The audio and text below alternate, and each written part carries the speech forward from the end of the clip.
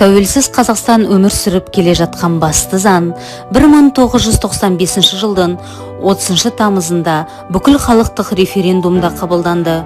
30 жыл бойы бұл күн мемлекеттік мереке болып табылады. Қазақстан Республикасының қолданыстағы Конституциясы қазақ қоғамының заңнамалық негіздерін дамытудың көп ғасырлық процесінің жалғасы. Қазақ хандығында қазақтар шашаңқы көшпенділер болмаған. Олар қоғамдағы өзара қарым-қатынасты реттейтін заңдар қабылдаған. Әсіресе Тәуке ханның заңдары немесе жеті жарғы болып табылады. Тәуелсіз Қазақстанның алғашқы конституциясы Қазақстан Республикасының жоғарғы кеңесі 1993 жылдың 28 қаңтарында қабылданды. Ол елдің жаңа мәртебесін бекітті. Парламенттік республика үлгісі негізіне алынды. Ал қолданыстағы Қазақстан Республикасы Конституциясы 1995 жылдың 30 тамызында бүкіл халықтық референдумда қабылданды. 7 миллионнан астам азамат дауыс бергендердің 90% жаңа Конституцияны қабылдады, және ол көп ұзамай күшіне енді. Конституцияның қорытынды ережелерінде 90 бап құжаттың қабылданған күні 30 тамыз Қазақстан Республикасының Конституциясы күні деп белгіленген. Еліміздің қолданыстағы Конституциясы қазақ және орыс тілдерінде жасалды. Мемлекеттік тіл қазақ тілі. Бірақ мемлекеттік органдар мен жергілікті өзін-өзі басқару органдарында онымен қатар орыс тілде қолданылады. Қызығы, қазақ тіліндегі Конституция орыс тіліндегі нұсқадан үлкен болып шықты. 8904 сөз 7168-ге қарсы. Бұған қазақ тілінің ерекшеліктері мен заң терминдерінің аудармасы әсер етті. Конституцияның кіріспесінде ортақ тарихи тағдыры бар, өзінің бейбіт азаматтық қоғам мен болашақ ұрпақ алдындағы жауапкершілігі бар, қазіргі заманғы қазақ қоғамының аса маңызды қағидаттары баяндалған. Осының негізінде Қазақстан халқы Конституциясы қабылданды деп мәлімденді.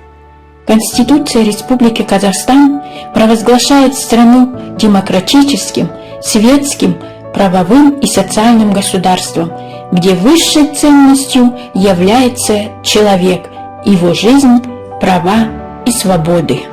Основной закон состоит из 9 разделов, в которых обозначены основы государственного устройства, права и свободы граждан.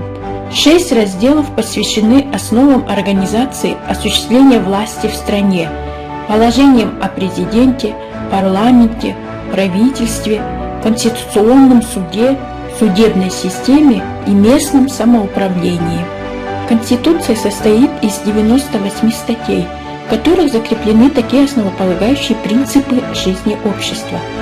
Власть в стране делится на 3 ветви: законодательную, исполнительную и судебную, которые взаимодействуют, но создают систему сдерживания и противовесов. В стране провозглашено идеологическое и политическое разнообразие в форме деятельности различных партий и общественных объединений. Статья 5. Конституция Республики Казахстан имеет высшую юридическую силу. Статья 4. Служит ядром всей правовой системы и источником других отраслей права. Это дает гражданам возможность защищать в суде свои права на основании соответствующих положений основного закона. Одно из самых значительных положений Конституции в том, что главный и единственный источник государственной власти – народ. Статья 3. Это право осуществляется через республиканский референдум, свободные выборы, делегирование полномочий государственным органам.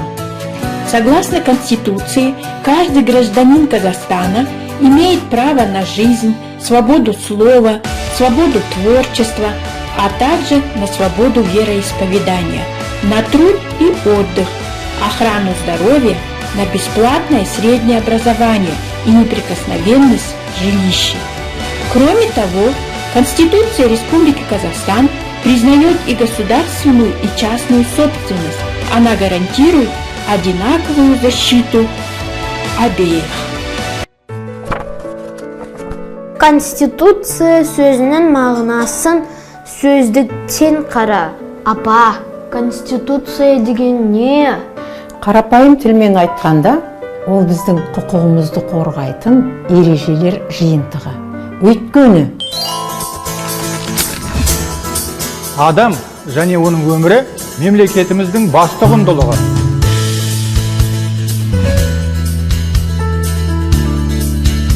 По Конституции я имею право на охрану здоровья. Мамандығымыз таңдап, сүйікті ісімізбен айналысу мүмкіндігіне ие боламыз.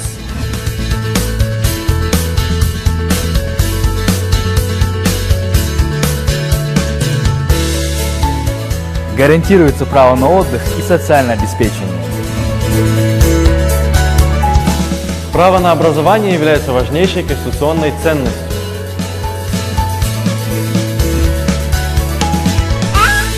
Конституция отбасы құқығын, ана мен бала құқығын қорғайды.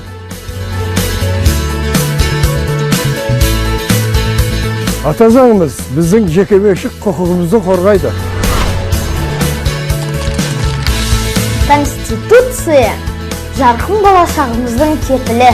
За 30 лет, прошедших с момента принятия Конституции, главный закон страны в 1998, 2007, 2011, 2017, 2019 и 2022 годах вносились изменения и дополнения, соответствующие веяниям времени. Больше всего поправок, 41, внесено в 2007 году.